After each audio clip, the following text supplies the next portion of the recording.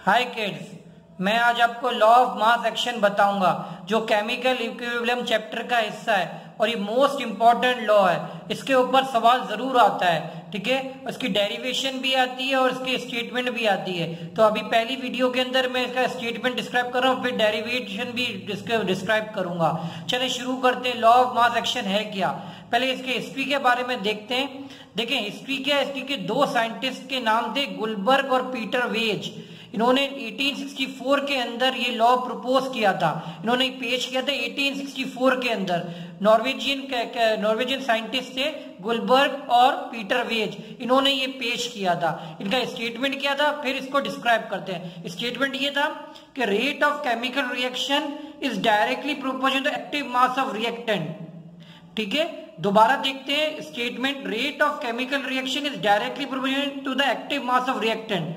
इसका मतलब क्या है कि केमिकल रिएक्शन का रेट यानी उसकी स्पीड रिएक्टेंट के मास के ऊपर डिपेंड करेगी, एक्टिव मास के ऊपर डिपेंड करेगी। यानी रिएक्शन कितना तेज होगा वो उसके एक्टिव मास के ऊपर डिपेंड करेगा। ठीक है, तो इससे हमें दो चीजें सामने आई, इससे हम दो पॉइंट निकाल सकते हैं इसके स्टेटमेंट से। नंबर वन है रेट ऑफ रिएक्शन।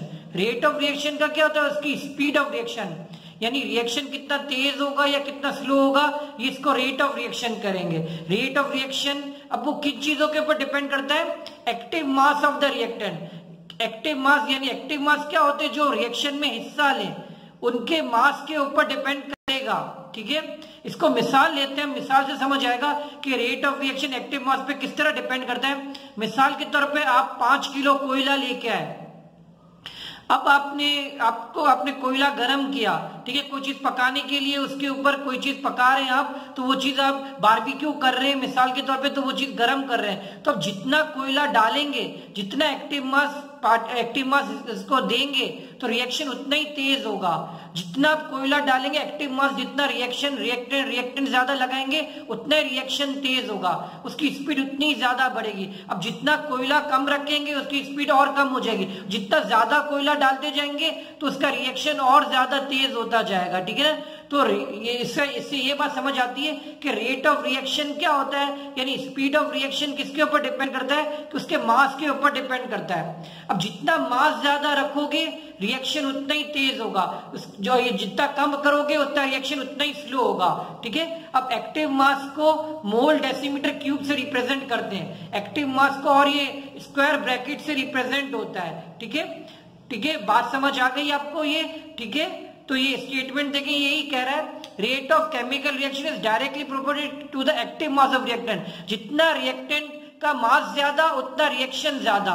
ठीक है, तो ये पीटर वेज और गुलबर्ग ने क्या कहते हैं प्रपोज किया था। ठीक है ना, अब मैं एक हाइपोथेटिकल एग्जांपल लेता हूं कि किस तरह इसको डिस्क्राइब कर सकते हैं। देखें, ए रिएक्टेंट है, बी भी रिएक्टेंट है, ए भी रिएक्टेंट है, बी भी रिएक्टेंट है। इसके नंबर ऑफ मोल्स ए है और इसके number of moles small B है, ये इनके कोफिशिएंट है।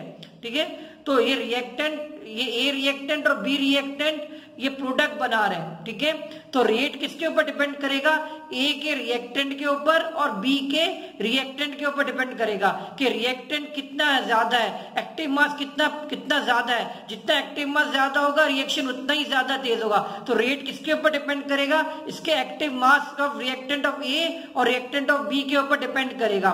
और इसके कोफिशिएंट होंगे ना, वो हम ऊपर लगा देंगे, कोफिशिएंट इसकी पावर में लगा देंगे। देखिए, ए का रिएक्टेंट का कोफिशिएंट क्या है, स्मॉल है, तो ऊपर लगा दिया, और बी का जो रिएक्टेंट है उसका कोफिशिएंट क्या है, स्मॉल बी है, तो उसके पावर के ऊपर लगा दिया। ठीक है, तो ये बस इतना सा है law of mass of action के rate of reaction active law of mass के ऊपर डिपेंड करता है कि जितना मास ऑफ रिएक्टेंट ज्यादा होगा उतना रिएक्शन ज्यादा होगा, और जितना मास कम होगा उतना रिएक्शन कम होगा। ठीक है, टेक केयर, गुड बाय।